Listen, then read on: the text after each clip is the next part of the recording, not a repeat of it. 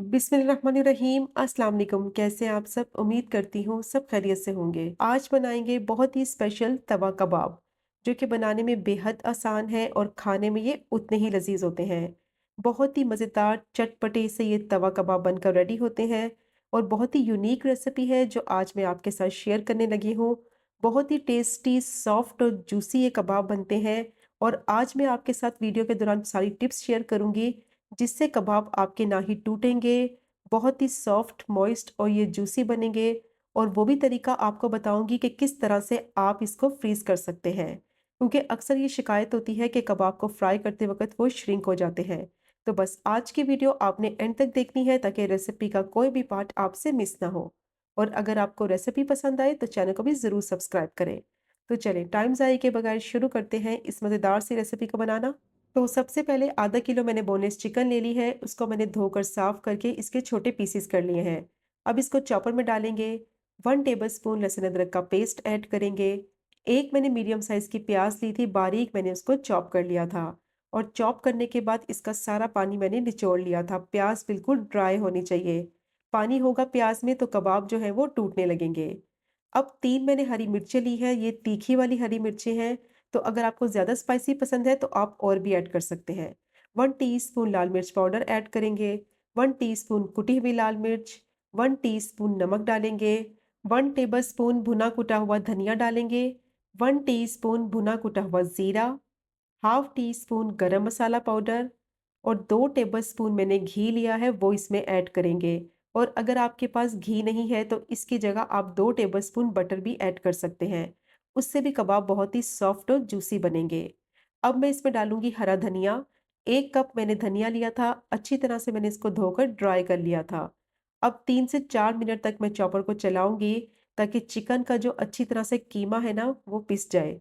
तो तमाम चीज़ें चिकन में अच्छी तरह से वेल कंबाइन हो जाएँ, जितने भी स्पाइसेस इसमें डाले हैं और जितनी भी चीज़ें डाली हैं वो कीमे के साथ अच्छी तरह से पिस जाएँ।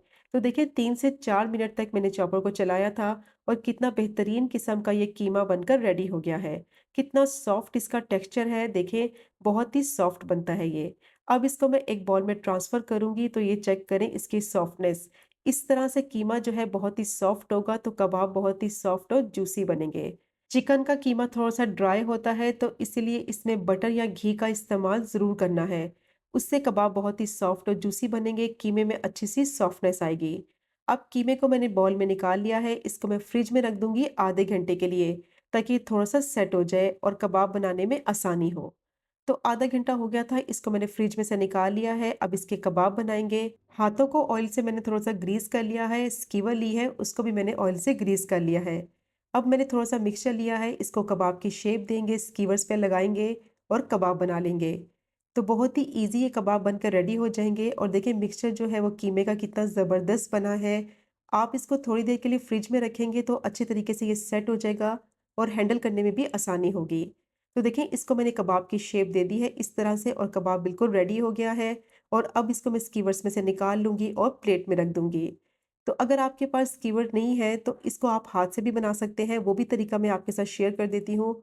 थोड़ा-सा मैंने मिक्सचर लिया है और इसको इस तरह से शेप देते हुए कबाब की शेप दे देंगे। तो स्कीवर्स के बगैर भी आसानी से ये कबाब बनकर रेडी हो जाते हैं। देखें इस तरह से आपने इसको रोल करते हुए कबाब की शेप दे देनी है। तो देखें कितनी आसानी से ये बिल्कुल उसी तरह से कबाब बनकर रेडी हो गया है। तो स्कीवर्स की भी ज़रूरत नहीं है, स्कीवर्स के साथ भी आप बना सकते हैं, उसके बगैर भी बना सकते हैं। तो सारे कबाब बनाकर मैंने इस तरीके से रेडी कर लिए हैं। आधा किलो चिकन के कीमे में देखिए 12 से 13 कबाब आसानी से बन जाते हैं। अब मैंने यहाँ पैन ले लिया है और सिर्फ 1 टेबलस्पून इसमें ऑयल ऐड करना है। इस बात का ख्याल रखना है कि ऑयल ज़्यादा नहीं डालना, सिर्फ मैंने 1 टेबलस्पून ऑयल ऐड किया है। अब कबाब को फ्राई करेंगे तो मीडियम टू लो फ्लेम पे मैं इसको सिर्फ 1 मिनट के लिए फ्राई करूंगी। आधे मिनट के लिए इसको एक साइड से फ्राई करना है और सिर्फ आधे मिनट के लिए ही मैं इसको दूसरी साइड से कलर आने तक फ्राई कर लूंगी। ज़्यादा इसको कुक नहीं करना, टोटल कुकिंग टाइम इसका सिर्फ 1 मिनट का है। तो देखें इस तरह से फ़ौरन से मैंने इसको पलट दिया है। अब दूसरी साइड से भी सिर्फ आधे मिनट के लिए ही पकाना है। इससे क्या होगा, आपके कबाब बिल्कुल भी श्रिंक नहीं होंगे, बहुत ही ज़बरदस्त बनेंगे और सॉफ्ट भी रहेंगे और इस तरह से आप इनको आसानी से फ्रीज़ भी कर सकते हैं। बस मैं इनको इतना पकाऊंगी ये थोड़े से पक जाए और इनको हैंडल करने में आसानी हो। तो बस 1 मिनट हो गया था, अब इनको मैं प्लेट में निकाल लूँगी। सिर्फ़ कलर आने तक इनको कुक करना है। क्योंकि इनको फ्रीज़ करना है तो इसीलिए इनको ज़्यादा कुक नहीं करना, सिर्फ़ 1 मिनट तक ही इनको पकाएँगे ताकि अच्छा-सा इन पे कलर आ जाए। तो कबाब को मैंने प्लेट में निकाल लिया है, अब इनको रूम टेम्परेचर पर अच्छी तरह से ठंडा कर लेंगे, ताकि ये थोड़े से ठंडे हो जाएँ। और फिर मैंने यहाँ एक बॉक्स ले लिया है और कबाब को मैंने अच्छी तरह से ठंडा कर लिया था। अब इनको बॉक्स में रखेंगे या फिर आपके पास कोई ज़िप-लॉक बैग है, उसमें भी आप इनको आसानी से फ्रीज़ कर सकते हैं। तो कबाब को इस तरह से रखकर मैं फ्रीज़ कर दूँगी और 1 महीने तक आप इनको आसानी से स्टोर कर सकते हैं।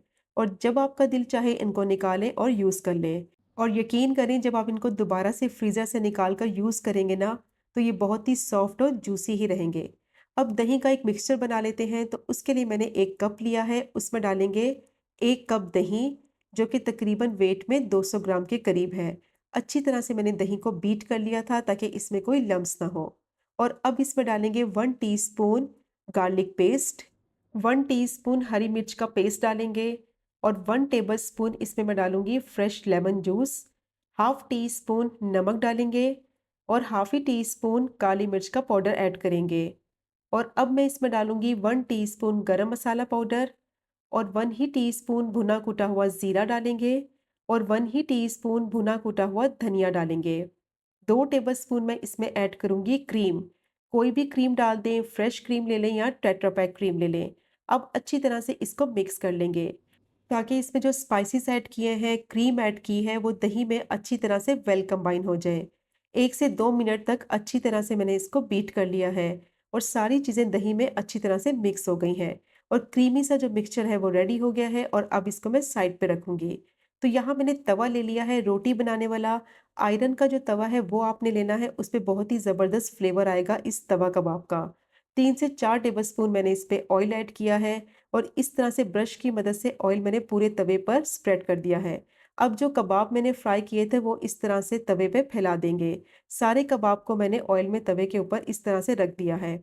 अब मैं क्या करूँगी, इसके छोटे-छोटे से पीसेस कर लेंगे। एक कबाब के ना 3 हिस्से कर लेंगे, इस तरह से मैं इसके पीसेस कर लूँगी।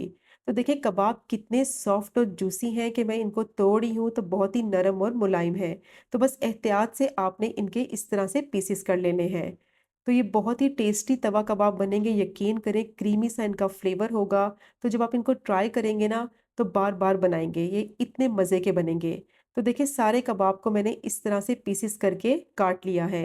तो एक कबाब के 3 से 4 पीसेस आपने कर लेने हैं बाइट साइज़ के। अब कबाब को 1 से 2 मिनट के लिए फ्राई करेंगे ऑयल में, ताकि अच्छा सा इनमें फ्लेवर आ जाए और ये थोड़े से पक भी जाएँ। 1 से 2 मिनट के लिए मीडियम टू हाई फ्लेम पे इनको इस तरह से मैं फ्राई कर लूँगी। तो देखिए मैंने इनको फ्राई कर लिया है, अब इस पे डालेंगे जो दही का मिक्सचर रेडी करके रखा हुआ था। आधा मिक्सचर मैं अभी ऐड करूँगी और आधा बाद में ऐड करेंगे। तो देखिए इस तरह से आधा जो मिक्सचर है वो मैंने ऐड कर दिया है। अब मीडियम टू हाई फ्लेम पे इनको कुक करना है। साथ ही मैं इस पे डाल दूँगी कुछ बारीक कटी हुई हरी मिर्चें और कुछ बारीक कटा हुआ हरा धनिया।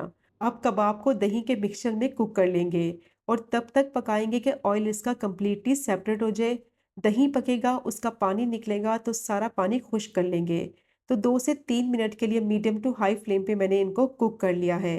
दही का जो पानी था वो ड्राई हो गया है, कबाब दही में अच्छी तरह से पक चुके हैं और देखिए ऑयल इसका सेपरेट होने लगा है।